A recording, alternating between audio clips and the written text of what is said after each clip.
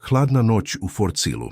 Oktobar 1874. godine. Eleanor Morgan stajala je u mračnoj sobi trgovačke stanice, osjećajući kako joj srce lupa toliko jako da je mislila da će svi čuti. Njene ruke bile su vezane grubim konopcem, a haljina poderana na više mesta. Kroz pukotinu u drvenim zidovima mogla je vidjeti svetlost vatre s polja, gdje su se muškarci pogađali oko nje kao da je stoka. $200, viknuo je debeli muškarac sa masnom bradom, držeći bocu viskija u ruci. 300, nadmetao se drugi viši, sa ožiljkom preko lica. Eleanor je zatvorila oči, pokušavajući da ne plače. Kako je došlo do ovoga? Kako je njena stvarnost postala ovaj košmar? Sve je počelo pre 3 mjeseca, kada je njen otac Thomas Morgan izgubio sve na kartama u St. Louisu. Bio je ugledan trgovac, čovjek koga su svi poštovali, ali iza zatvorenih vrata bio je kockar koji nije mogao da kontroliše svoje poroke. Jedne noći, potpuno pijan i očajan, zaduživao se kod pogrešnih ljudi. Ljudi koji su znali kako da naplate dugove. Kada su došli po novac koji nije imao, njen otac im je ponudio nešto drugo, nju. Eleanor je pokušala da pobegne. Te noći, kada je čula razgovor između oca i zelenaša, spakovala je torbu i pokušala da se iskrade kroz zadnja vrata njihove kuće. Ali otac ju je čekao sa suzama u očima i pištoljem u ruci. Oprosti mi, Eleanor, rekao je, a njegov glas bio je slomljen.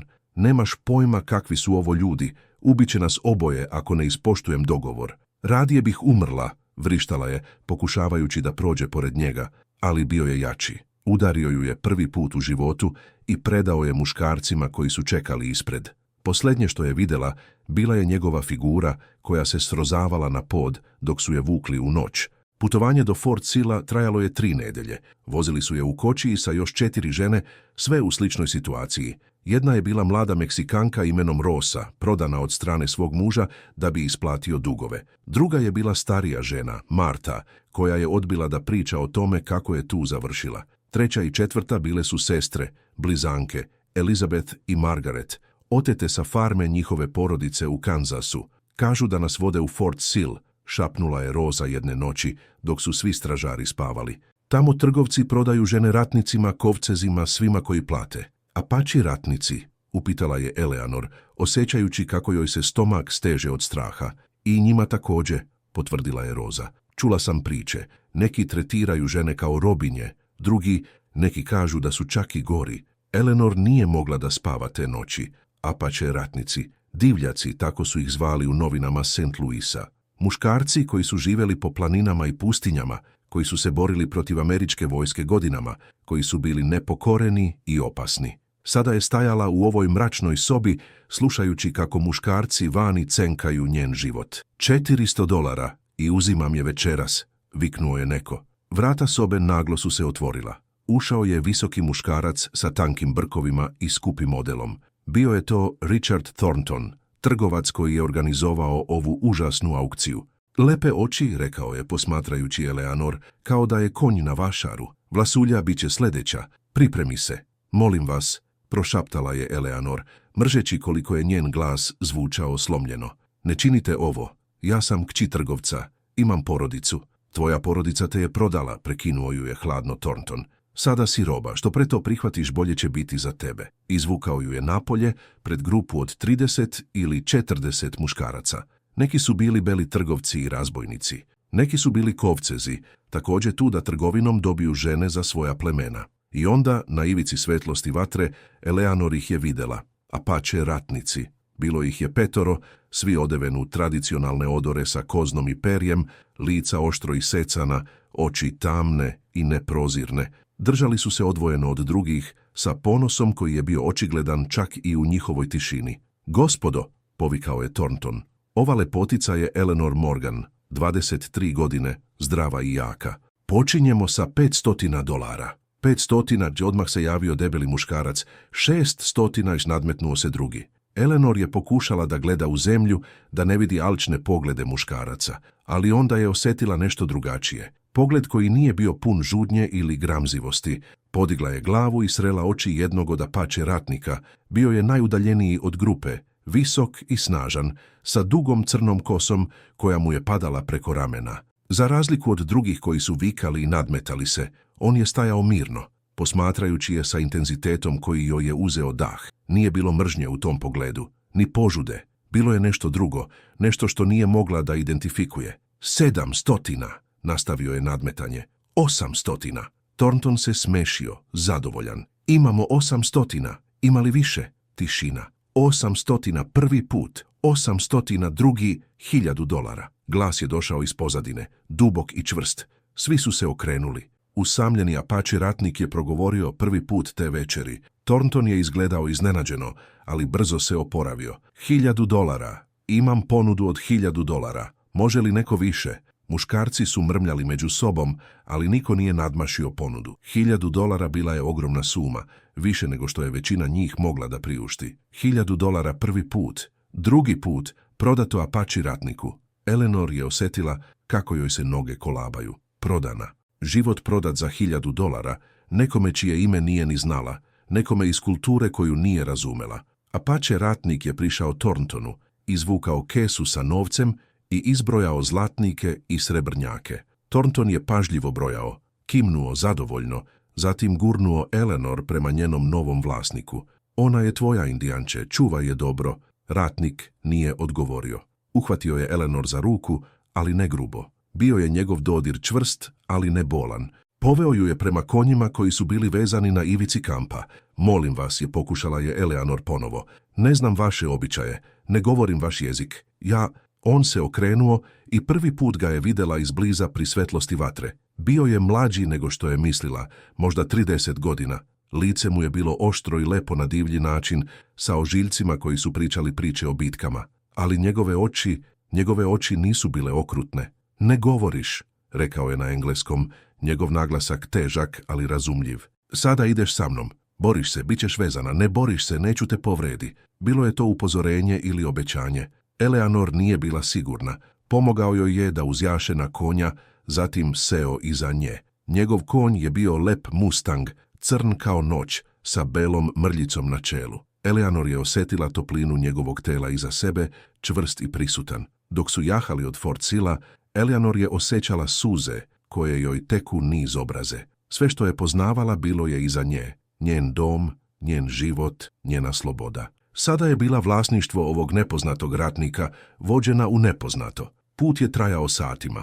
Jahali su kroz ravnicu, zatim prema planinama na zapadu. Noć je bila hladna, a Eleanor je drhtala uprkos toploj odeći koju je nosila. Ratnik je osjetio njeno drhtanje i bez reći skinuo deo svoje kožne odore. Stavio je oko njenih ramena. Taj gest ju je iznenadio. Zašto bi pokazivao brigu? Konačno, kada je mesec bio visoko na nebu, stigli su do kampa. Bio je mali privremeni kamp sa jednim šatorom od kože i vatrom koja je titrala. Nisu bili drugi ratnici, ni druge žene. Samo oni dvoje. Ratnik je sesao, zatim je pomogao Eleanor da silazi. Njene noge su bile ukočene od dugog jahanja i zamalo je pala, ali on ju je uhvatio, držeći je dok nije ponovo stekla ravnotežu. Unutra, rekao je, pokazujući prema šatoru. Eleanor je ušla, nesigurna šta očekivati. Šator je bio jednostavan, ali čist, sa pokrivačima od krzna postavljenim na zemlji i vatrom u centru koja je davala toplotu. Bilo je mirisalo na dim i kožu. Ratnik je ušao za njom.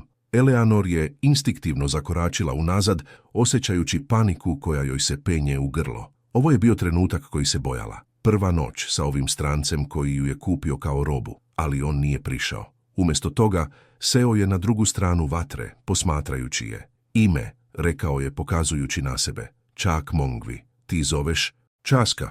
Časka, ponovila je Eleanor, njen glas drhturajući. On je klimnuo, zatim pokazao na nju.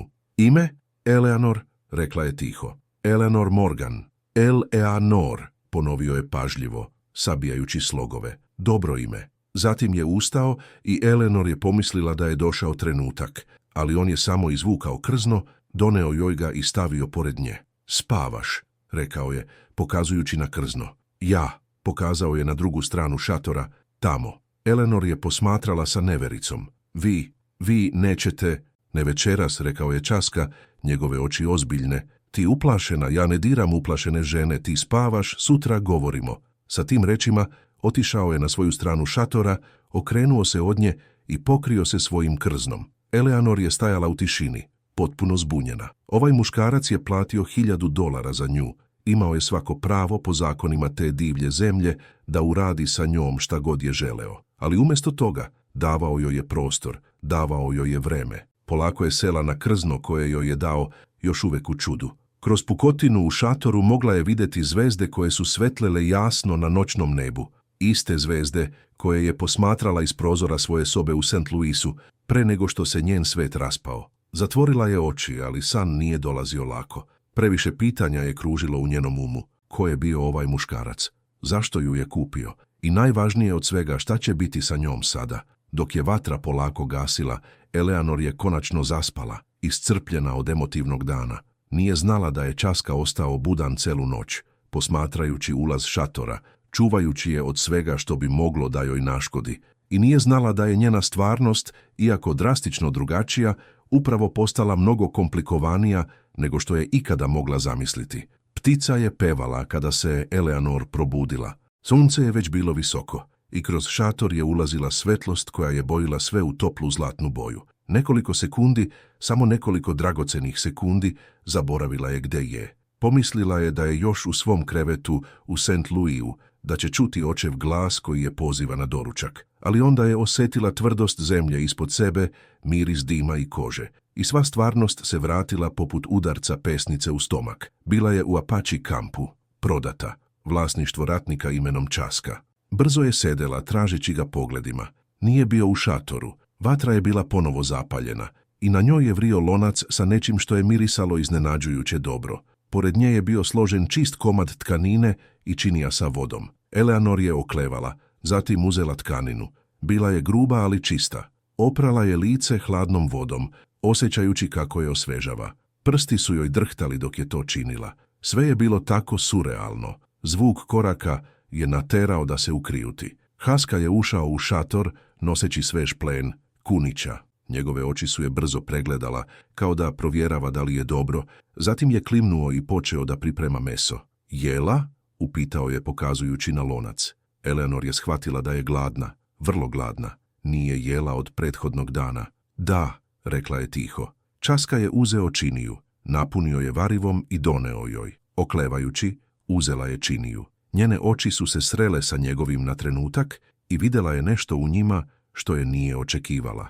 Nežnost ili možda poštovanje. Varive je bilo začinjeno biljem koje nije prepoznala, ali bilo je ukusno. Jela je polako, svesna da je on posmatra dok priprema kunića. Zašto? Konačno je upitala, prekidajući tišinu. Zašto ste me kupili? Časka je nastaviti da radi sa mesom nekoliko trenutaka pre nego što je odgovorio. Vidio sam te, rekao je konačno. Tvoje oči, puno tuge, ali i snage. Podsjećaš me na nekoga. Na koga? On je zastao. Njegova čeljust se zategla. Moja sestra, također prodana, premnogo godina. Također imala je oči kao tvoje. Eleanor je osjetila kako joj se grlo steže. Šta se desilo sa njom? Umrla, rekao je jednostavno, njegove oči tamne. Loš čovjek ju je kupio. Nije bila tretirana dobro, nije preživela zimu. Tišina je pala između njih, tešsa i puna neizrečenih bolova. Nisam taj čovjek, rekao je Časka, konačno gledajući prema njoj. Ne kupujem ženu da bih je povredilo. Kupujem te da bih te spasao od onih koji bi. Eleanor je posmatrala, pokušavajući da razume. Ali $1000, to je mnogo novca. Zlato iz planina, rekao je. Nalazim često. Novac znači mi malo. Tvoj život znači više. Ne razumem, šapnula je Eleanor. Vi ste ratnik. Zašto bi vas bilo briga za jednu belu ženu? Časka je odložio nož koji je koristio i seo preko vatre od nje. Moj narod, počeo je, mnogo patio. Tvoj narod uzima našu zemlju, ubija naše ljude, kidnapuje naše žene i decu. Tvoj narod misli da smo divljaci, životinje, ali mi smo ljudi. Osjećamo bol kao i vi. Volimo kao i vi i razumemo nepravdu. Njegove reči su bile izgovorene mirno, ali Eleanor je mogla osjetiti intenzitet emocija iza njih. Kada sam te video, nastavio je, video sam nekoga kome je učinjena nepravda, kao što je učinjeno mojoj sestri. Ne mogu da je vratim, ali možda mogu da pomognem tebi. Eleanor je osjetila suze koje joj peku oči. Celog ovog vremena očekivala je čudovište. Umjesto toga našla je čovjeka sa ožiljcima duboko ukoresenjenim u njegovoj duši, čovjeka koji je nosio teret gubitka svoju sestra i pokušavao da izravna nedaće sveta na svoj način. Šta sada? Upitala je. Šta želite od mene? Ništa što nisi voljna da daš, rekao je Časka. Ostaješ ovdje sa mnom. Učim te kako preživjeti u ovoj zemlji. Ti učiš naše običaje. Kada budeš spremna, kada budeš jača, možeš odabrati svoj put. Odabrati? Možeš ostati. Možeš otići. Dajem ti izbor koji moja sestra nije imala. Eleanor nije mogla da govori. Ova ideja, ova ponuda slobode od nekoga koju je kupio, bila je toliko neočekivana da nije znala kako da odgovori. Ali, nastavio je Časka, njegova glas postajao ozbiljniji. Dok si ovdje moraš učiti. Ova zemlja je opasna. Divlje životinje, loši ljudi, čak i priroda može da te ubije ako ne znaš kako da preživiš. Ne mogu te štititi svaki trenutak. Moraš postati jača. Eleanor je klimnula polako, pokušavajući da razume sve što je čula. Hoću li biti vaša žena? Upitala je. Njen glas jedva čujan. Haska je pogledao u vatru. Između mog naroda, rekao je pažljivo, žena bira muškarca koliko muškarac bira ženu. Brak nije prodaja, je partnerstvo. Ako jednog dana želiš da budeš sa mnom na taj način, bit ću počastvovan, ali neću tražiti to od tebe. Neću uzeti što nije slobodno dato. Eleanor je osjećala kako joj se svet prevrće.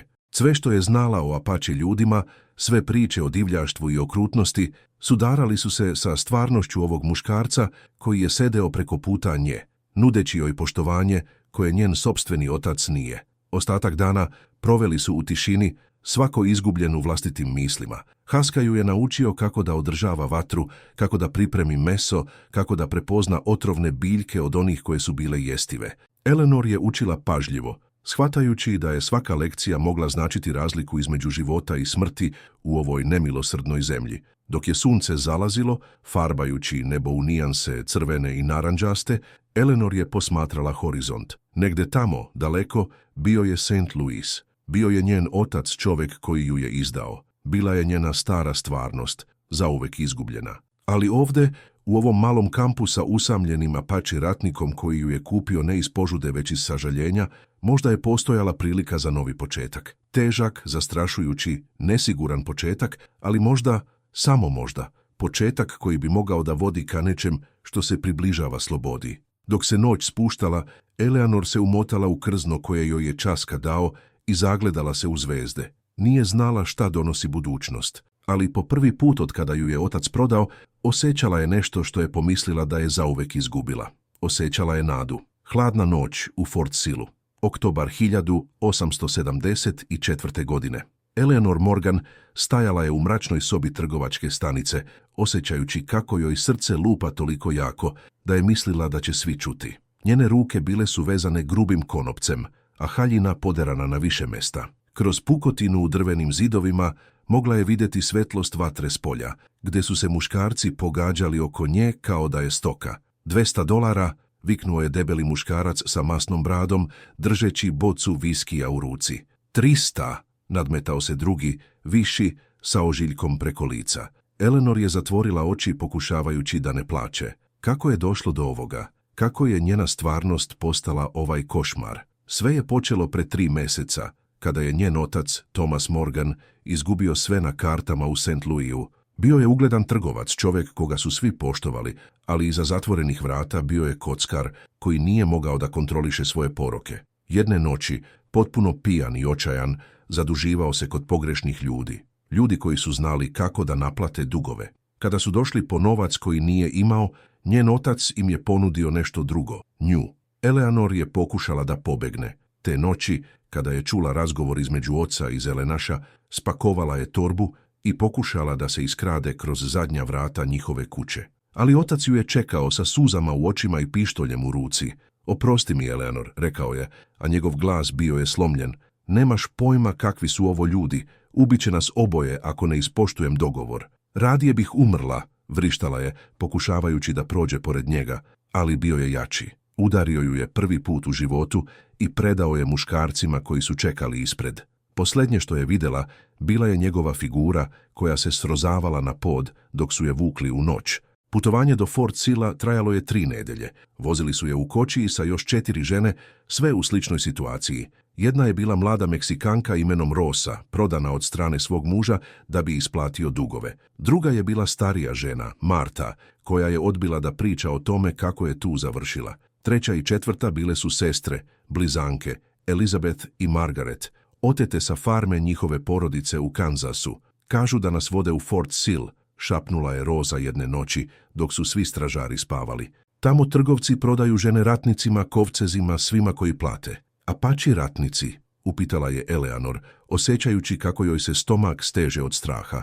I njima također, potvrdila je Roza. Čula sam priče. Neki tretiraju žene kao robinje, drugi, neki kažu da su čak i gori. Eleanor nije mogla da spava te noći. Apače ratnici, divljaci, tako su ih zvali u novinama St. Louisa. Muškarci koji su živjeli po planinama i pustinjama, koji su se borili protiv američke vojske godinama, koji su bili nepokoreni i opasni. Sada je stajala u ovoj mračnoj sobi, slušajući kako muškarci vani cenkaju njen život. $400 i uzimam je večeras, viknuo je neko. Vrata sobe naglo su se otvorila. Ušao je visoki muškarac sa tankim brkovima i skupim modelom. Bio je to Richard Thornton, trgovac koji je organizovao ovu užasnu aukciju. Lepe oči, rekao je posmatrajući Eleanor, kao da je konj na vašaru. Vlasulja bit će sljedeća. Pripremi se. Molim vas, prošaptala je Eleanor, mržeći koliko je njen glas zvučao slomljeno. Ne činite ovo. Ja sam kći trgovca. Imam porodicu. Tvoja porodica te je prodala, prekinuo ju je hladno Thornton. Sada si roba, što pre to prihvatiš bolje će biti za tebe. Izvukao ju je napolje pred grupu od 30 ili 40 muškaraca. Neki su bili beli trgovci i razbojnici. Neki su bili kovcezi, također tu da trgovinom dobiju žene za svoja plemena. I onda, na ivici svetlosti vatre, Eleanor ih je videla. Apače ratnici. Bilo ih je 5, svi odeveni u tradicionalne odore sa koznom i perjem, lica oštro isecana, oči tamne i neprozirne. Držali su se odvojeno od drugih, sa ponosom koji je bio očigledan čak i u njihovoj tišini. Gospodo, povikao je Thornton, ova lepotica je Eleanor Morgan, 23 godine, zdrava i jaka. Počinjemo sa $500. 500, odmah se javio debeli muškarac, 600 nadmetnuo se drugi. Eleanor je pokušala da gleda u zemlju, da ne vidi alčne poglede muškaraca, ali onda je osjetila nešto drugačije. Pogled koji nije bio pun žudnje ili gramzivosti. Podigla je glavu i srela oči jednog od apače ratnika. Bio je najudaljeniji od grupe, visok i snažan, sa dugom crnom kosom koja mu je padala preko ramena. Za razliku od drugih koji su vikali i nadmetali se, on je stajao mirno, posmatrajući je sa intenzitetom koji joj je uzeo dah. Nije bilo mržnje u tom pogledu, ni požude. Bilo je nešto drugo, nešto što nije mogla da identifikuje. 700, nastavio je nadmetanje. 800. Thornton se smešio, zadovoljan. Imamo 800, ima li više? Tišina. 800 prvi put, 800 drugi, $1000. Glas je došao iz pozadine, dubok i čvrst. Svi su se okrenuli. Usamljeni apači ratnik je progovorio prvi put te večeri. Thornton je izgledao iznenađeno, ali brzo se oporavio. $1000. Imam ponudu od $1000. Može li neko više? Muškarci su mrmljali među sobom, ali niko nije nadmašio ponudu. $1000 bila je ogromna suma, više nego što je većina njih mogla da priušti. $1000 prvi put, drugi put, prodato apači ratniku. Eleanor je osjetila kako joj se noge kolabaju. Prodana. Život prodat za $1000, nekome čije ime nije ni znala, nekome iz kulture koju nije razumela. Apače ratnik je prišao Thorntonu, izvukao kesu sa novcem i izbrojao zlatnike i srebrnjake. Thornton je pažljivo brojao, kimnuo zadovoljno, zatim gurnuo Eleanor prema njenom novom vlasniku. Ona je tvoja, indijanče, čuvaj je dobro. Ratnik nije odgovorio. Uhvatio je Eleanor za ruku, ali ne grubo. Bio je njegov dodir čvrst, ali ne bolan. Poveo ju je prema konjima koji su bili vezani na ivici kampa. Molim vas, je pokušala je Eleanor ponovo. Ne znam vaše običaje, ne govorim vaš jezik. On se okrenuo i prvi put ga je videla izbliza pri svetlosti vatre. Bio je mlađi nego što je mislila, možda 30 godina. Lice mu je bilo oštro i lepo na divlji način, sa ožiljcima koji su pričali priče o bitkama. Ali njegove oči nisu bile okrutne. Ne govoriš, rekao je na engleskom, njegov naglasak težak, ali razumljiv. Sada ideš sa mnom. Boriš se, bit ćeš vezana, ne boriš se, neću te povredi. Bilo je to upozorenje ili obećanje. Eleanor nije bila sigurna. Pomogao joj je da uzjaše na konja, zatim seo iza nje. Njegov konj je bio lep Mustang, crn kao noć, sa belom mrljicom na čelu. Eleanor je osjetila toplinu njegovog tela iza sebe, čvrst i prisutan. Dok su jahali od Fort Silla, Eleanor je osjećala suze koje joj teku niz obraze. Sve što je poznavala bilo je iza nje. Njen dom, njen život, njena sloboda. Sada je bila vlasništvo ovog nepoznatog ratnika vođena u nepoznato. Put je trajao satima. Jahali su kroz ravnicu, zatim prema planinama na zapadu. Noć je bila hladna, a Eleanor je drhtala uprkos toploj odeći koju je nosila. Ratnik je osjetio njeno drhtanje i bez reći skinuo deo svoje kožne odore, stavio je oko njenih ramena. Taj gest ju je iznenadio. Zašto bi pokazivao brigu? Konačno, kada je mjesec bio visoko na nebu, stigli su do kampa. Bio je mali privremeni kamp sa jednim šatorom od kože i vatrom koja je titrala. Nisu bili drugi ratnici, ni druge žene, samo oni dvoje. Ratnik je sesao, zatim je pomogao Eleanor da silazi. Njene noge su bile ukočene od dugog jahanja i zamalo je pala, ali on ju je uhvatio, držeći je dok nije ponovo stekla ravnotežu. Unutra, rekao je, pokazujući prema šatoru. Eleanor je ušla, nesigurna šta očekivati. Šator je bio jednostavan ali čist, sa pokrivačima od krzna postavljenim na zemlji i vatrom u centru koja je davala toplotu. Bilo je mirisalo na dim i kožu. Ratnik je ušao za njom. Eleanor je instinktivno zakoračila unazad, osjećajući paniku koja joj se penje u grlo. Ovo je bio trenutak koji se bojala. Prva noć sa ovim strancem koji ju je kupio kao robu, ali on nije prišao. Umjesto toga, seo je na drugu stranu vatre, posmatrajući je. Ime, rekao je pokazujući na sebe. Čak Mongvi. Ti zoveš? Časka. Časka, ponovila je Eleanor, njen glas drhturajući. On je klimnuo, zatim pokazao na nju. Ime? Eleanor, rekla je tiho. Eleanor Morgan. Eleanor, ponovio je pažljivo, sabijajući slogove. Dobro ime. Zatim je ustao i Eleanor je pomislila da je došao trenutak, ali on je samo izvukao krzno, doneo joj ga i stavio pored nje. Spavaš, rekao je, pokazujući na krzno. Ja, pokazao je na drugu stranu šatora, tamo. Eleanor je posmatrala sa nevericom. Vi nećete, ne večeras, rekao je Časka, njegove oči ozbiljne. Ti uplašena, ja ne diram uplašene žene, ti spavaš, sutra govorimo. Sa tim rečima otišao je na svoju stranu šatora, okrenuo se od nje i pokrio se svojim krznom. Eleanor je stajala u tišini, potpuno zbunjena. Ovaj muškarac je platio $1000 za nju. Imao je svako pravo po zakonima te divlje zemlje da uradi sa njom šta god je želeo. Ali umjesto toga davao joj je prostor, davao joj je vreme. Polako je sela na krzno koje joj je dao, još uvek u čudu. Kroz pukotinu u šatoru mogla je vidjeti zvezde koje su svetlele jasno na noćnom nebu.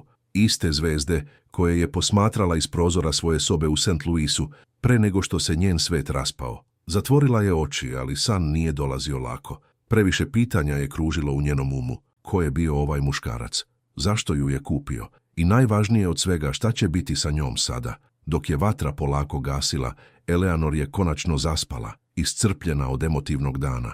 Nije znala da je Časka ostao budan celu noć, posmatrajući ulaz šatora, čuvajući je od svega što bi moglo da joj naškodi. I nije znala da je njena stvarnost, iako drastično drugačija, upravo postala mnogo komplikovanija nego što je ikada mogla zamisliti. Ptica je pevala kada se Eleanor probudila. Sunce je već bilo visoko i kroz šator je ulazila svetlost koja je bojila sve u toplu zlatnu boju. Nekoliko sekundi, samo nekoliko dragocenih sekundi, zaboravila je gde je. Pomislila je da je još u svom krevetu u St. Louisu, da će čuti očev glas koji je poziva na doručak. Ali onda je osjetila tvrdost zemlje ispod sebe, miris dima i kože. I sva stvarnost se vratila poput udarca pesnice u stomak. Bila je u Apache kampu, prodata, vlasništvo ratnika imenom Časka. Brzo je sedela, tražeći ga pogledima. Nije bio u šatoru. Vatra je bila ponovo zapaljena i na njoj je vrio lonac sa nečim što je mirisalo iznenađujuće dobro. Pored nje je bio složen čist komad tkanine i činija sa vodom. Eleanor je oklevala, zatim uzela tkaninu.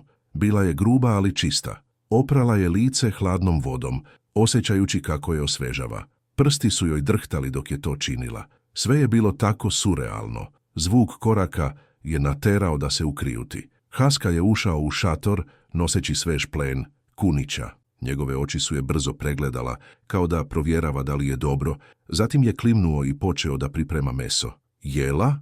Upitao je pokazujući na lonac. Eleanor je shvatila da je gladna, vrlo gladna. Nije jela od prethodnog dana.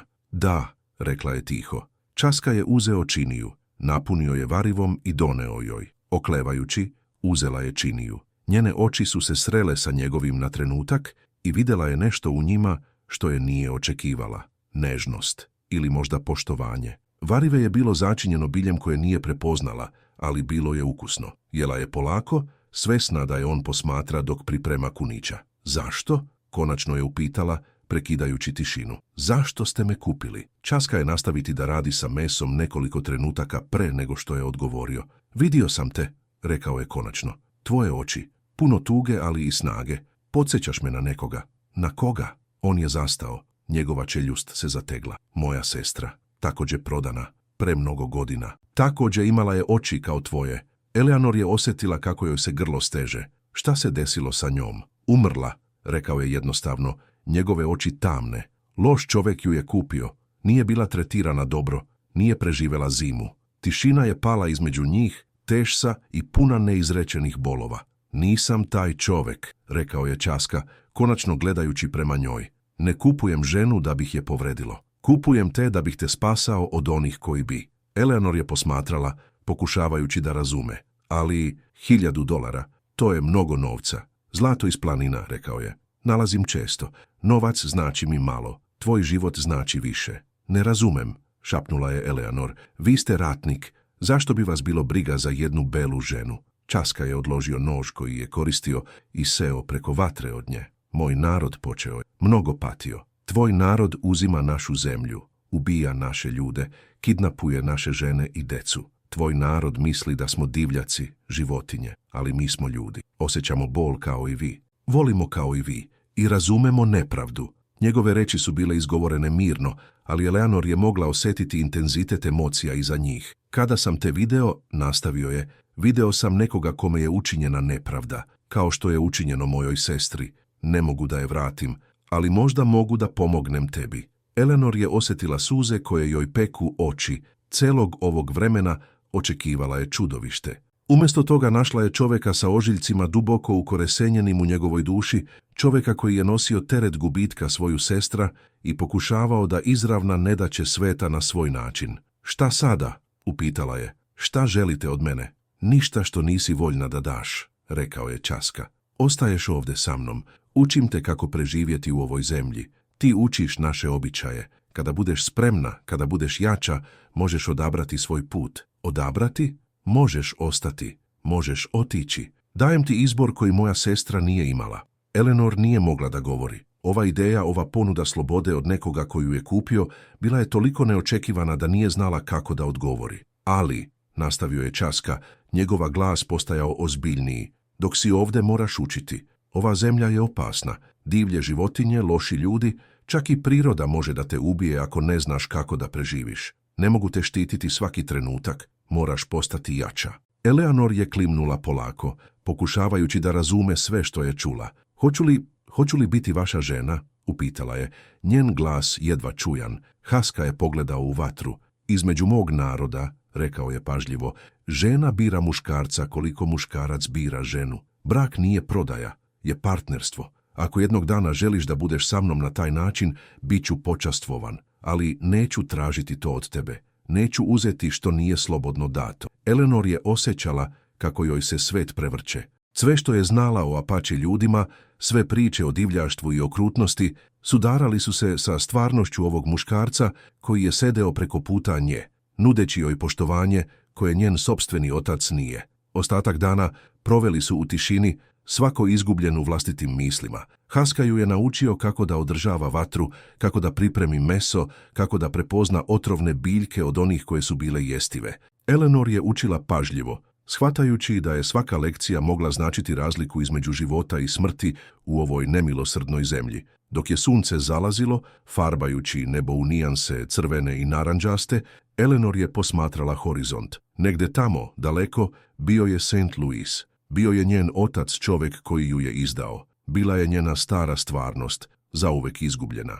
Ali ovdje, u ovom malom kampu sa usamljenim Apache ratnikom koji ju je kupio ne iz požude već iz sažaljenja, možda je postojala prilika za novi početak. Težak, zastrašujući, nesiguran početak, ali možda, samo možda, početak koji bi mogao da vodi ka nečem što se približava slobodi. Dok se noć spuštala, Eleanor se umotala u krzno koje joj je Časka dao i zagledala se u zvezde. Nije znala šta donosi budućnost, ali po prvi put od kada ju je otac prodao, osjećala je nešto što je pomislila da je zauvek izgubila. Osjećala je nadu pučka tentar novamente proximo capitulo 2. Ona je prodana usamljenom Apache ratniku, ali ono što je učinio prve noći ju je zapanjilo. Jutro je stiglo sa hladnoćom koja je grižila kožu. Eleanor se probudila sa bolom u mišićima koji nije poznavala. Spavanje na zemlji, čak i sa krznom ispod sebe, bilo je potpuno drugačije od mekog kreveta u St. Louisu. Svaki deo njenog tela protestovao je dok se pomerala. Časka je već bio budan, naravno. Sedeo je pored vatre, oštreci nož na kamenu. Ritmično struganje metala o kamen bilo je jedini zvuk u ranom jutru, osim vetra koji je šuštao kroz trave oko kampa. Dobro jutro, rekla je Eleanor tiho, nesigurna da li je to bila prikladna stvar za reći. On je pogledao prema njoj i kimnuo. Danas počinješ da učiš. Eleanor je sedela, pokušavajući da počeša svoju kosu prstima. Bila je spetljana i prljava nakon dana putovanja i spavanja na zemlji. U svom starom životu njene sluškinji bi je počešljale i oprale, obukle je u čiste haljine i pripremile za dan. Sada je bila sama, sa samo onim što je imala na sebi. Haska je ustao i otišao do svog konja. Vratio se sa nekim sagovima vezanim u svežanj. Otvorio ga je i izvukao komad kože i jednostavnu tuniku. Za tebe, rekao je, pružajući joj odoru, tvoja haljina nije dobra za ovaj život. Pocepacce se, zakačiti za granje. Ovo je bolje. Eleanor je uzela odeću oklevajući. Bila je Apache odora, slična onoj koju je on nosio, samo manja. Koža je bila mekana i dobro obrađena, ukrašena jednostavnim perlama. Gde mogu da se presvučem? Upitala je, osjećajući kako joj obrazi postaju crveni. Časka je pokazao prema šumi iza šatora. Tamo, idući daleko koliko želiš. Ne pratim te. Eleanor je uzela odeću i otišla u šumu, nalazeći mesto iza velikog kamena gdje bi imala privatnost. Sa drhtavim rukama skinula je svoju pocepanu haljinu. Haljinu koja je jednom bila lepa i skupocena, sada samo dronjak koji je predstavljao njen stari život. Obukla je Apache tuniku. Bila je udobnija nego što je očekivala, dozvoljavajući slobodu kretanja, koju njene steznici i teške suknje nikada nisu. Pantalone od kože bile su čudne u početku, ali također praktične. Kada se vratila u kamp, Časka ju je pogledao i kimnuo odobravajuće. Dobro, rekao je, sada izgledaš kao neko ko može da preživi ovdje. On joj je dao jednostavan doručak od sušenog mesa i divljih bobica, zatim je ugasio vatru i počeo da pakuje kamp. Idemo? Upitala je Eleanor. Idemo, potvrdio je. Ovaj kamp je previše blizu Fort Silla. Loši ljudi još mogu da dođu. Idemo dublje u planine gdje je sigurnije. Eleanor je pomogla da spakuju šator i stvari na konja. Njene ruke su bile nesigurne sa čvorovima i vezama, ali Časka je bio strpljiv, pokazujući joj kako da pravilno učvrsti teret. Jahali su ceo dan, dublje u predelu koji su bili doseljenici, zvali Wichita Mountains. Planine nisu bile visoke kao one dalje na zapadu, ali bile su divlje i lepe, pokrivene borovima i cedrom sa potocima koji su žuborili između stena. Eleanor se držala za Časku dok su jahali, osjećajući toplinu njegovog tela kroz kožu. Bilo joj je čudno biti toliko blizu muškarca, stranca, ali također je bilo ohrabrujuće. U ovoj divljoj zemlji on je bio njena jedina zaštita. Tamo, rekao je Časka, posle sati jahanja, pokazujući prema dolini između dva brda. Naš novi kamp. Spustili su se u dolinu, gdje je mali potok tekao kroz centar. Bilo je skriveno drvecem, prirodna utvrda koja bi ih držala sakrivenim od bilo koga ko prolazi. Časka ju je naučio kako da postavi šator pravilno, kako da izabere najbolje mesto gdje će zemlja biti ravna i drenažna dobra.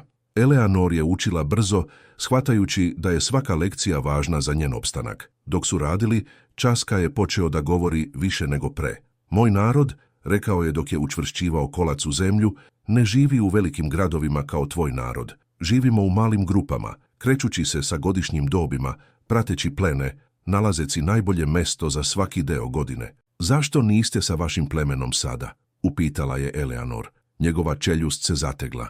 Moje pleme razjedinjeno. Neki žele mir sa belim čovekom, drugi žele da nastave borbu.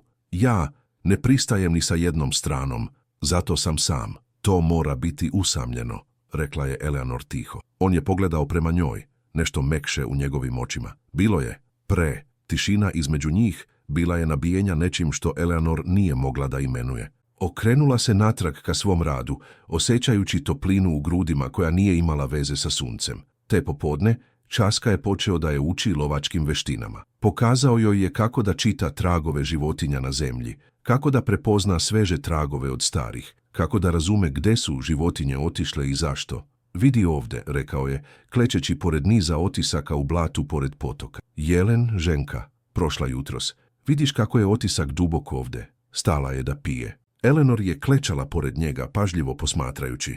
Kako znate da je jutros?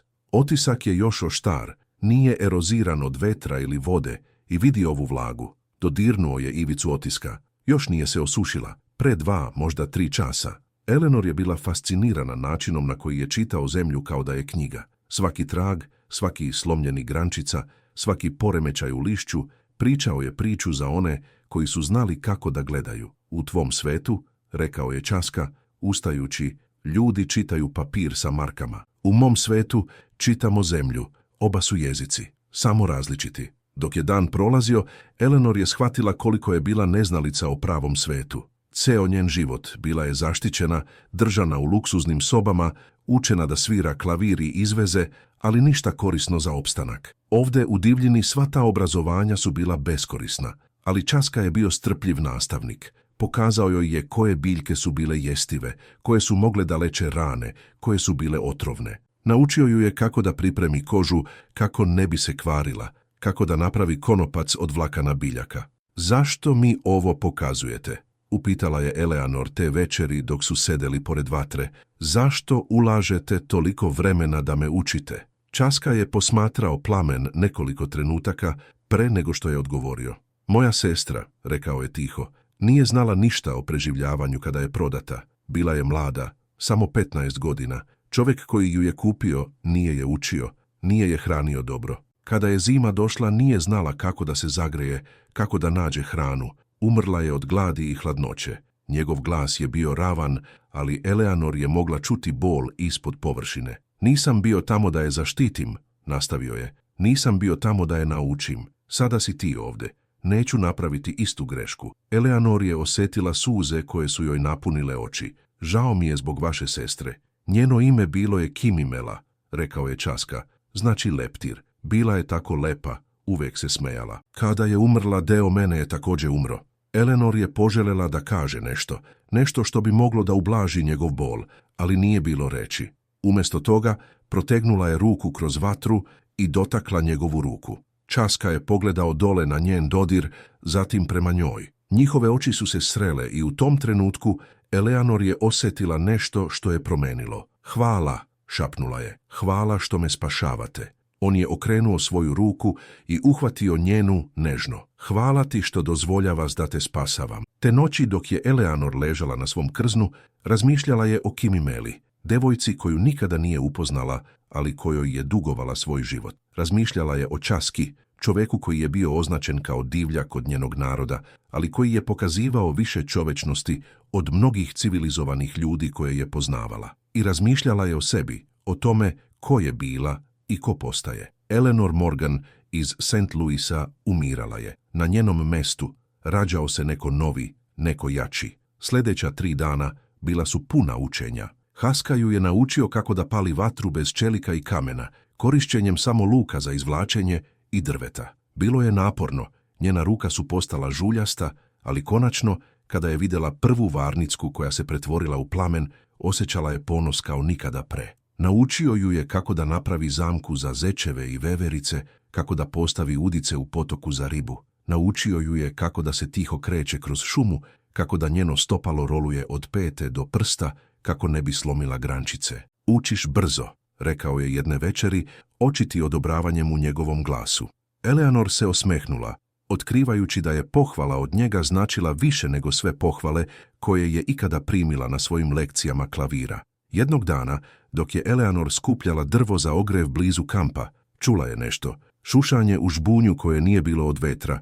Njeno srce je ubrzalo, sjećajući se Časkine lekcije o planinskim lavovima i medvedima koji lutaju ovim planinima. Polako se okrenula, spremna da pobjegne natrag ka kampu, ali ono što je vidjela nije bila divlja životinja. Bili su trojica muškaraca, beli doseljenici, prljavi i očigledno opasni. Najkrupniji imao je dugu sivu bradu i pištolj na pojasu.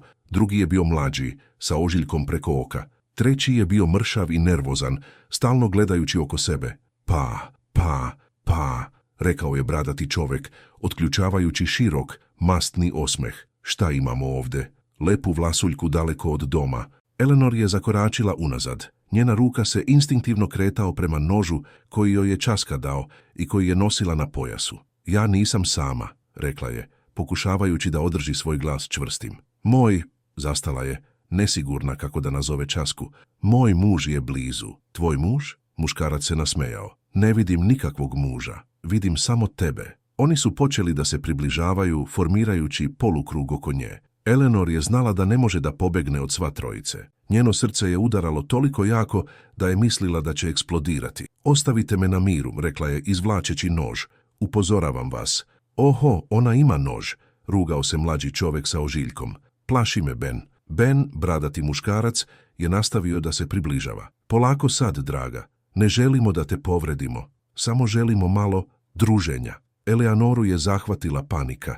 3 dana sa Časkom učila je kako da preživi u prirodi, ali nije je učila kako da se bori protiv 3 odrasla muškarca. Časka, vrišnula je iz sveg glasa. Časka, tvoj indijanac te ne može čuti, rekao je Ben, sada na samo nekoliko koraka od nje. A čak i ako može, jedan indijanac protiv 3 oružanih ljudi. Ne mislim da... Nije dovršio rečenicu. Strela je probila vazduh i zabještala se u drvo milimetare od njegove glave. Sva 3 muškaraca su se okrenuli naglo. Haska je stajao na ivici čistine, svoj luk u ruci, već pripremajući drugu strelu.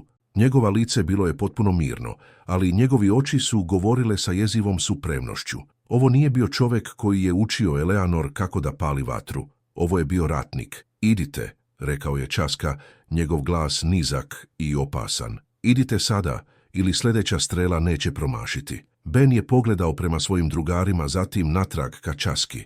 Njegova ruka se pomerila prema pištolju na svom pojasu. Ne bih to uradio, rekao je Časka. Mogu da pucam 3 strele pre nego što izvučeš pištolj. Prva ide za tvoje srce. Napetost je bila tako gusta da se mogla seći nožem. Eleanor je držala svoj dah, njen nož još uvek u ruci. Konačno, Ben je podigao ruke u znak predaje. U redu, ne želimo probleme. Samo smo prolazili kroz moj kamp, rekao je Časka. Plašili moju ženu, to je problem. Eleanor je primetila kako je rekao moja žena, kako se nije izvinio ili objasnio. Jednostavno je zaštitio svoju teritoriju. Nećemo se vratiti, obećao je Ben, već se povlačeći. Idemo, dečaci. 3 muškaraca su se brzo povukla u šumu, bacajući nervozne poglede ka Časki dok su odlazili. Časka je održavao svoju strelu ciljanu prema njima dok nisu potpuno nestali iz vidika. Tek kada njihovi koraci su potpuno utihnuli, spustio je luk. Okrenuo se prema Eleanor koji je još uvijek stajala sa nožem u drhtavoj ruci. Jesi li povređena? Upitao je, brzo prišavši joj. Eleanor je pokušala da odgovori, ali reči nisu dolazile. Adrenalin je napuštao njen sistem, ostavljajući je drhtavu i slabom. Nož je ispao iz njene ruke. Časka ju je uhvatio pre nego što je pala, izvodeći je ka stablu gde je mogla da sedne. Klečao je pred njom, njegovi oči pažljivo skenirući je za povrede. Ja sam u redu, konačno je uspjela da kaže. Bili su tako blizu i ja sam bila uplašena i bila si hrabra, prekinuo ju je Časka. Držala si nož, vikala si za mene, uradila si sve pravilno. Nisam se osjećala hrabro, priznala je Eleanor. Suze sada teku slobodno niz njene obraze. Osjećala sam se užasno. Hrabrost nije odsustvo straha, rekao je Časka nežno. Hrabrost je delovanje uprkos strahu. Ti si bila hrabra. Eleanor je pogledala u njegovi oči i vidjela iskrenost tamo. Ovaj čovjek koji je mogao da se suoči sa 3 oružana muškarca bez trzanja, Mislio je da je ona bila hrabra. Šta ako ste bili dalji? Upitala je. Šta ako niste čuli? Uvek sam blizu, rekao je Časka. Uvek čujem. To je moje obećanje tebi. Nešto u njenom grudima se otvorilo na te riječi. Tokom celih njenih 23 godine niko nikada nije dao takvo obećanje. Ne njen otac, koji ju je prodao bez drugo razmišljanja. Ne momci koji su je udvarali u St. Louisu, koji su želeli samo njeno miraze i društveni status. Niko. Bez razmišljanja, Eleanor se nagnula napred i zagrlila Časku, zakopavši lice u njegovo rame. U prvom trenutku on se ukočio, jasno iznenađen. Ali zatim, polako, njegove ruke su se podigle i obuhvatile je, držeći je nežno dok je plakala. Žao mi je, jecala je. Žao mi je što sam tako slaba, što ne znam kako da se zaštitim. Nisi slaba, rekao je Časka čvrsto, njegov glas duboko i uveravajući. Jaka si, vidim tvoju snagu, samo još ne znaš kako da je koristiš. Držao ju je dok njeni jecaji nisu stišali, nikad se ne žaleći, nikad ne pokazujući nestrpljenje. Kada se konačno povukla, oči crvene i natečene, osmehnuo se malo. Dolazi, rekao je, ustajući i nudeći joj ruku. Danas ti učim da se boriš, ne sa nožem, sa rukama. Eleanor je uzela njegovu ruku i pustila ga da je podiže. Mislite da mogu naučiti? Znam da možeš, rekao je Časka. Pitanje nije možeš li, pitanje je hoćeš li. Te popodne Časka je počeo da uči Eleanor osnovama borbe bez oružja. Pokazao joj je kako da stoji, kako da balansira težinu, kako da koristi snagu protivnika protiv njega. Ja sam jača od tebe, objasnio je, demonstrirajući pokret. Većina muškaraca će biti. Ne možeš me nadvladati sa silom, ali možeš me nadmudri. Pokazao joj je kako da se ukloči ispod udara, kako da koristi momentum da baci protivnika sa balansa, kako da cilja osjetljiva mesta kao što su oči, grlo, prepone. Borba nije poštena, rekao je. Borba za opstanak nikada nije. Koristiš sve što imaš. Zube, nokte, kamenje sa zemlje. Nema pravila osim da preživiš. Eleanor je vežbala iznova i iznova. Njen telo brzo umara, ali njen apsorbovaše svaku lekciju. Časka je bio strpljiv, ali i zahtevajući. Ispravlja njenu poziciju, pokazujući joj ponovo kada nije uradila ispravno. Dok je sunce zalazilo, Eleanor je bila iscrpljena, ali također je osjećala nešto novo. Osjećaj snage, osjećaj mogućnosti. Njena rukave su bile bolne, njena kolenaja modrice, ali učila je, rasla je. Dovoljno za danas, rekao je Časka, dok su se vratili u kamp. Sutra više. Tu večer, dok su jeli ribu koju je Časka ulovio u potoku, Eleanor je posmatrala ovog čoveka koji je sve promenio u njenom životu. Sedeo je preko vatre, njegove dugačke kose blistale u svetlosti plamena, lice mirno i kontemplativno. Časka, rekla je tiho. On je pogledao prema njoj. Zašto ste me nazvali svojom ženom, pred onim muškarcima? On je zastao, njegovu vilica zateže malo. Među mojim narodu, rekao je pažljivo, kada muškarac zaštiti ženu, kada obezbedi za nju, kada uči i priprema je za život, to je tip braka. Možda ne brak sa ceremonijama, ali brak u delima. I među mojim narodu također, rekla je Eleanor tiho. Iako mislim da mnogi zaboravljaju prave definicije. Njihove oči su se srele preko vatre i u tom trenutku Eleanor je shvatila da se promenila načina na koji gleda na ovog muškarca. Više nije bila njegov vlasništvo i on nije bio njen spasitelj. Bili su nešto novo, nešto što se formiralo između njih bez reči ili ceremonije. Bili su partneri. Hvala, rekla je, za sve što činite. Časka je kimnuo. Hvala tebi što si dovoljno jaka da prihvatiš pomoć. Te noći, kada je Eleanor legla na svoje krzno, osjetila je nešto što nije osjetila od kada je napustila St. Louisu. Osjećala se sigurno. Ne zato što je bila zaštićena kao nekakva krhka stvar, već zato što je učila kako da se zaštiti. Ne zato što se oslanjala na nekoga drugog, već zato što je postajala neko na koga se može osloniti. Kroz otvore šatora mogla je vidjeti zvezde, iste one koje je gledala u svom starom životu, ali sada su izgledala drugačije, svetlije, bliže. Kao da je, gubeći sve što je poznavala, konačno pronašla nešto više. Pronašla je sebe. Mjesec dana je prošao otkako je Eleanor stigla u planine sa Časkom. 30 dana koji su je promenili više nego 23 godine njenog prethodnog života. Njene ruke, nekada meke i negovane, sada su bile oguljene i žuljaste, ali jake. Mogla je da cepa drvo, da veže čvorove koji su izdržavali bilo kakvu težinu, da pripremi kožu životinje za odeću.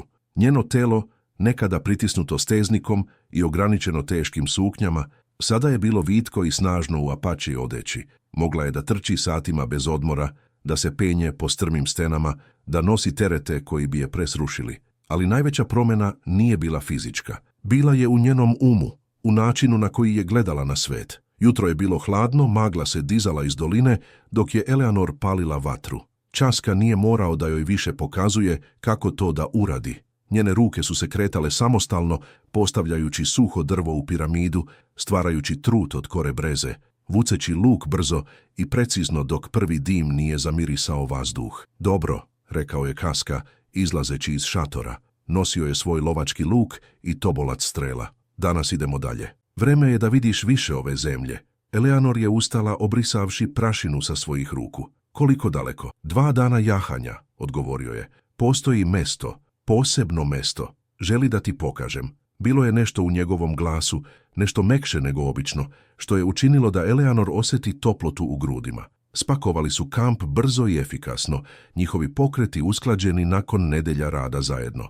Eleanor više nije morala da pita šta da uradi. Znala je koja oprema ide u koje torbe, kako da raspodeli težinu na konju, kako da proveri da li su svi čvorovi sigurni. Jahali su prema severu, dublje u planine. Teren je postajao sve teži, sa više stena i manje stabala, ali pogledi su bili zadivljujući. Eleanor je mogla da vidi kilometrima udaljenosti, gde su ravnice susretale nebesa, gde su soli jezera blistala kao ogledala pod suncem. Tvoj narod zove ove planine Vičita, rekao je Časka dok su jahali. Moj narod ih zove drugačije. Za nas ovo je sveta zemlja, mesto gde su naši preci hodili, gde su duše naših predaka još uvek lutaju. Verujete u duše? Upitala je Eleanor. Verujem da ništa ne umire zaista, odgovorio je Časka. Tela umiru, da, ali ono što čini nekoga kim je on, to ostaje. U vetru, u kamenima, u vodi. Sve je povezano. Eleanor je razmislila o tome dok su jahali. U njenom starom životu išla je u crkvu svake nedelje, slušala propovedi o raju i paklu, o spasenju i prokletstvu. Ali nikada nije osjetila tu duhovnost onako kao što ju je osjećala ovde, u ovim planinama pod ovim beskrajnim nebom. Mogu li ti nešto pitati? Rekla je nakon dugog perioda tišine. Uvek, tvoje ime Časka. Šta znači? On se osmehuje, retka pojava koja je uvek činila nešto čudno sa Eleanorovim srcem. Znači prvi sin. Moja majka me nazvala tako jer sam bio njen prvi sin koji je preživeo. Imala je 2 sina pre mene koji su umrli kao bebe. Žao mi je, rekla je Eleanor tiho. To je bio način, rekao je Časka jednostavno. Život je bio težak. Mnoga deca nisu preživela. Zato je svaki život koji traje bio dragocen. Imaš li druge braće ili sestre? Osim Kimi Mele?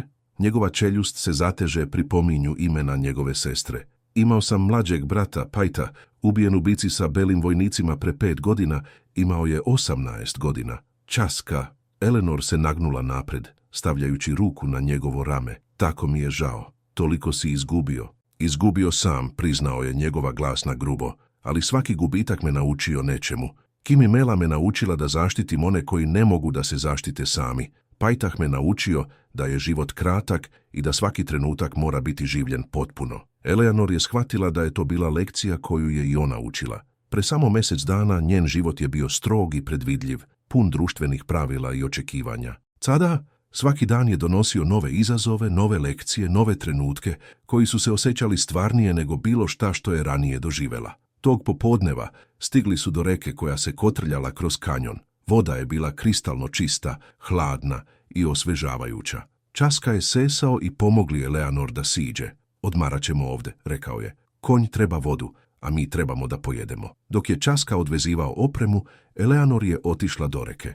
Klekla je i zagrabila vodu rukama, pijući duboko. Bila je tako hladna da ju je bolelo grlo, ali bila je najukusnija voda koju je ikada probala. Pogledala je svoj odraz u vodi i zamalo nije prepoznala ženu koja joj se vraćala iz pogleda. Njena koža je bila potamnela od sunca, njene obraze više definirane od gubitka težine i povećanja mišića.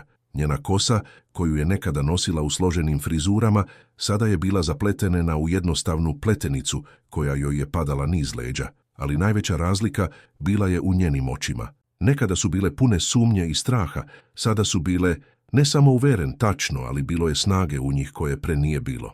Eleanor, Okrenula se i vidjela Časku kako stoji nekoliko metara iza nje. Držao je nešto u rukama. Za tebe, rekao je, prilažeći i pružajući joj predmet. Bio je luk, manji od onog koji je on koristio, napravljen od jasenova drveta i pažljivo oblikovan. Žila je bila nova, još mirišući na vosak kojim je tretirana. Napravili ste ovo?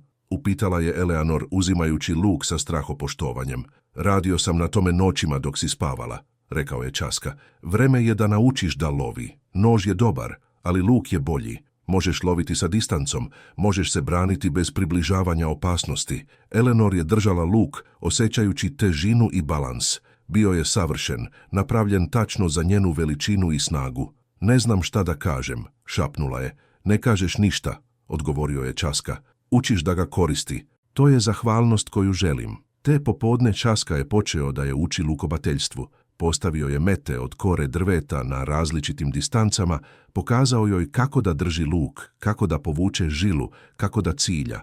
Ne gledaš u strelu, objasnio je, stojeći iza nje i usmeravajući njene ruke. Gledaš u metu. Tvoje telo zna šta da uradi ako tvoj um ne smeta. Eleanor je osjećala toplotu njegovog tela iza sebe, njegov dah blizu njenog uha dok je govorio.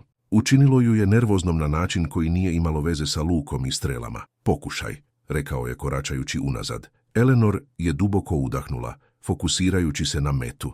Povukla je žilu, osjećajući napetost u svojim ramenima i leđima. Pustila je. Strela je prošla daleko levo od mete, gubeći se u grmlju. Opet, rekao je Časka jednostavno. Pokušali su satima. Eleanorove ruke su vrištale od bola, njeni prsti crveni i gladni od žile, ali nije odustala. Sa svakim pokušajem dolazila je malo bliže. Sa svakom strelicom, njeno telo je učilo ritam, pokret, osjećaj puštanja u savršenom trenutku. Konačno, dok je sunce počelo da zapada, jedna od njenih strela je pogodila metu. Nije bilo u centru, bilo je na ivici, ali pogodila je. Eleanor je vrištala od radosti, skočeći gore i dole kao dete. Časka se smejao, pravi, dubok smeh koji je transformisala njegovo lice. Videla si, rekao je. Njegova oči sijale ponosom. Rekao sam ti da možeš. Eleanor je trčala prema njemu, bez razmišljanja, i zagrlila ga. Ovaj put nije oklijevao.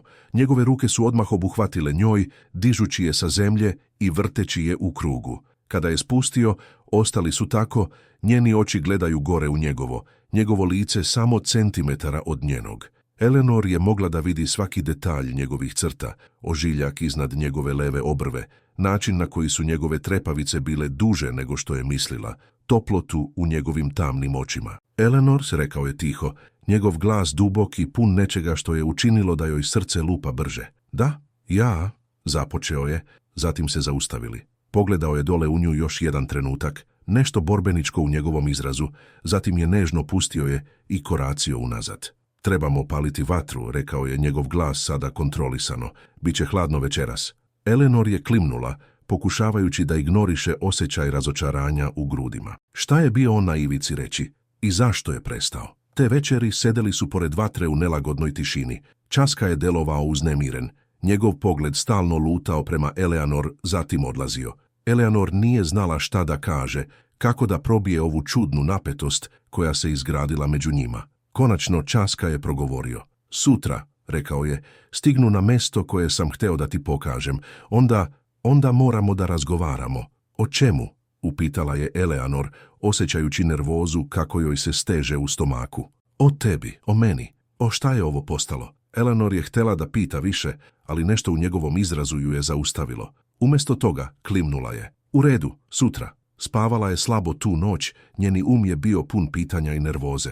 Šta je Časka hteo da kaže? Šta će sutra doneti? Jutro je stiglo sa lepim čistim nebom. Jeli su brzo i nastavili put, jahajući višim stazama koje su postajale sve strmije. Eleanor je mogla osjetiti napetost u Časkovim ramenima dok je sedela iza njega, način na koji je čutao više nego obično. Nakon nekoliko sati jahanja stigli su na visoravan i ono što je Eleanor vidjela ostavilo ju je bez daha.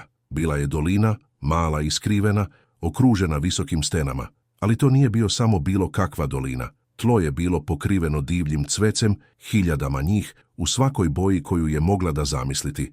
Crvena, žuta, ljubičasta, bela, kao da je neko naslikao dugu preko zemlje. U centru doline bilo je malo jezero, njegova voda tako čista da je mogla vidjeti dno. Drveća su rasla oko njegove ivice, njihove grane se savijale prema vodi kao da piju. Časka, dahla je Eleanor. Ovo je najlepša stvar koju sam ikada vidjela. On je sesao sa konja i pomogao joj da siđe. Ovo mesto, rekao je tiho, je sveto za moj narod. Kažemo da je ovdje gdje se nebo dodiruje zemlju, ovdje gdje su duše najčistije. Eleanor je hodala napred, skoro u transu. Nikada nije vidjela nešto ovako lepo, ovako netaknuto. Bilo je kao da je ušla u drugi svet, mesto gdje su sve brige i strahovi spoljnog sveta ne mogu dostići. Moj otac me doveo ovdje kada sam bio dečak, nastavio je Časka, hodajući pored nje. Rekao mi je da kada čovjek treba da donese važnu odluku, dolazi ovdje. Čistoća ovog mesta pomaže mu da vidi jasno. Eleanor se okrenula prema njemu. Jesi li došao ovdje da doneseš odluku? Da, rekao je, njegova oči susreću njene. Ali mislim da sam već znao šta je odluka pre nego što sam stigao. On je uzeo njen ruku, vodijući je prema jezeru. Seo je na obalu i ona je sedela pored njega, njihove noge skoro dodirujući vodu. Eleanor, počeo je, njegov glas pažljiv i deliberan. Kada sam te kupio u Fort Silu, uradio sam to da te spasem. Učinio sam to u ime moje sestre, kao način da popravim ono što nisam mogao da popravim za nju. Znam, rekla je Eleanor tiho. Ali, nastavio je, negde duž puta, nešto se promenilo. Više te ne gledam kao nekoga koga treba spasti. Gledam te kao nekoga bez koga ne želim da živim. Eleanorino srce je prestalo. Časka. Pitaj me pre mjesec dana, rekao je, njegova ruka stezanje njene, i rekao bi ti da nikada neću ponovo voleti. Izgubio sam previše ljudi. Moja sestra, moj brat, moja majka, moj otac. Svaki put kada volim nekoga, oni su uzeti od mene, tako da sam zatvorio svoje srce. Odlučio sam da budem sam. Okrenuo se prema njoj potpuno sada, njegove dve ruke držeći njene. Ali ti, rekao je, njegov glas puno emocije, ti si ušla u moj život i polako, bez da sam čak i primetio, otvorila si deo mene za koji sam mislio da je mrtav. Kada te vidim kako učiš, kako postaješ jača, kada te vidim kako se smeješ preko vatre, Eleanor, ti si mi vratila život. Suze su tekle niz Eleanorino lice, ali nije bilo tužne suze. Bile su suze sreće, čiste i oslobađajuće. Od prvog trenutka kada sam te video, nastavila je njen glas drhtav, mislio sam da si divljak. Tako su nas učili, tako su nam govorili, da su Apači ljudi okrutni i opasni. Ali ti si najplemenitiji čovjek kojeg sam ikada upoznala. Ti si me spasio ne samo od onih muškaraca koji su me kupili, već od života koji me je polako ubijao. Eleanor, šapnuo je Časka, njegovi oči pretraživali njeno lice. Volim te, rekla je. Reči izlazile iz nje pre nego što je mogla razmisliti o njih. Znam da je brzo, znam da je ludo, ali volim te. Volim tvoju snagu, tvoju ljubaznost, način na koji gledaš svet. Volim sve što si me naučio, sve što si mi pokazao. Volim čoveka koji si. Časka nije odgovorio rečima.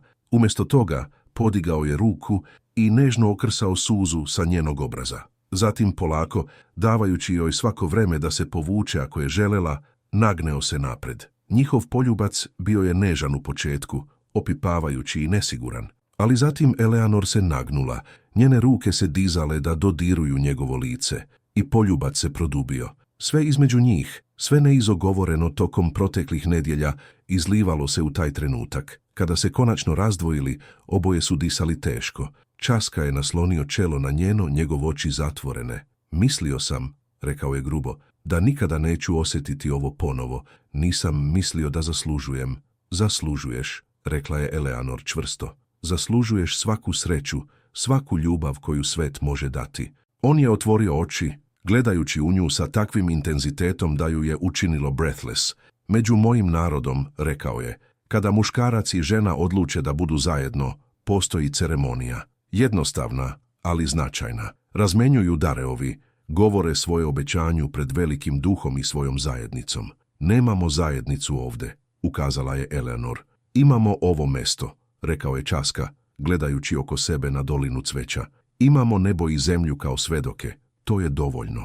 Ustao je, pomažući Eleanor da ustane. Iz torbe na svom pojasu izvukao je nešto. Bio je narukvica, pažljivo napravljena od kože i ukrašena tirkiznim kamenje.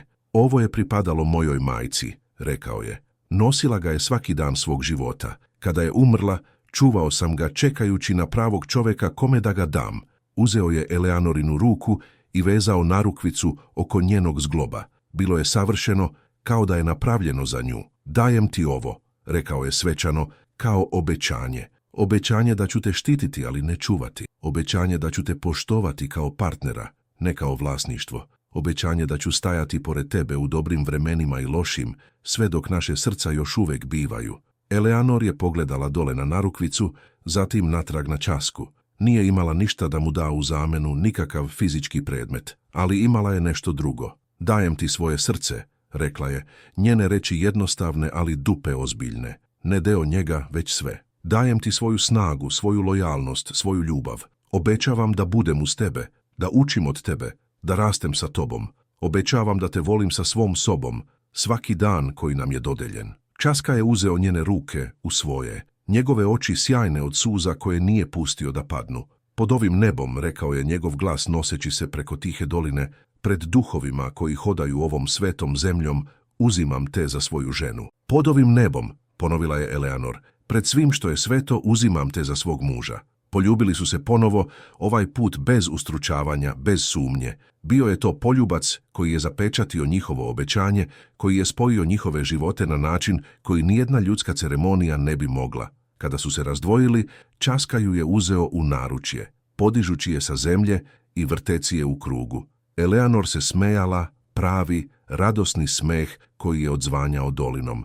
Moja žena, rekao je, njegovo lice svetlilo od sreće koju nije osjetio godinama. Moj muž, odgovorila je Eleanor, reči osjećajući se pravilne i istiniti na njenom jeziku. Proveli su ostatak dana u dolini, plivajući u čistom jezeru, ležeći među cveću, razgovarajući o svemu i ničemu. Časka joj je pričao priče o svom detinjstvu, o njegovom narodu, njihovim tradicijama i verovanjima.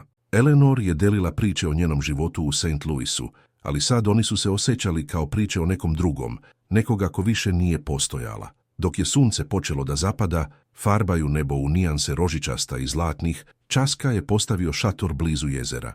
Zapalili su malu vatru, više za svetlost nego za toplotu, i jeli jednostavan obrok od sušenog mesa i bobica. Šta sada? Upitala je Eleanor, naslanjajući se na njegovi rame dok su gledali zvezde kako se pojavljuju. Sada, rekao je Časka, ljubeći vrh njene glave, živimo, zajedno, gde god nas život vodi. Ljudi iz mog sveta neće razumeti, rekla je Eleanor tiho. Biću isključena, nazvana divljakom za udaju za Apache ratnika. Ljudi iz mog sveta također neće razumeti, odgovorio je Časka. Biću nazvana izdajnikom za uzimanje bele žene. Ne brinemo se za njih. Ne, rekao je Časka čvrsto. Brinemo se za nas, za to što znamo da je istina. Ljubav nije poznaje granice rasa ili kulture. Ljubav je ljubav. Eleanor se osmehnula, okrenuvši se da ga poljubi ponovo. Mudre reči, ponekad sam mudar, rekao je Časka sa blesak humor u njegovim očima. Uglavnom kada ponavljam ono što je moja majka govorila. Eleanor se nasmejala, osjećajući se slobodnija nego ikad u svom životu. Ovde, u ovoj skrivenu dolini, sa ovim čovekom koji je postao sve za nju, konačno je bila kod kuće. Te noći, dok su ležali zajedno u šatoru, Eleanor se zamotana u Časkovim rukama, nje slutila je da njen put neće biti lak. Bilo bi izazova, prepreka, možda čak i opasnosti. Dva sveta iz kojih su dolazili bili su u ratu i oni bi bili uhvaćeni između. Ali dok je slušala stabilan otkucaj Časkinog srca pod njenim uhom, osjećajući snagu i toplinu njegovog tela, znala je jednu stvar sa potpunom sigurnošću. Bez obzira šta budućnost donosi, suočit ću se sa time zajedno. I to je bilo sve što je važilo. 3 meseca su prošla otkako su Eleanor i Časka razmenili obećanja u dolini cveća. 3 meseca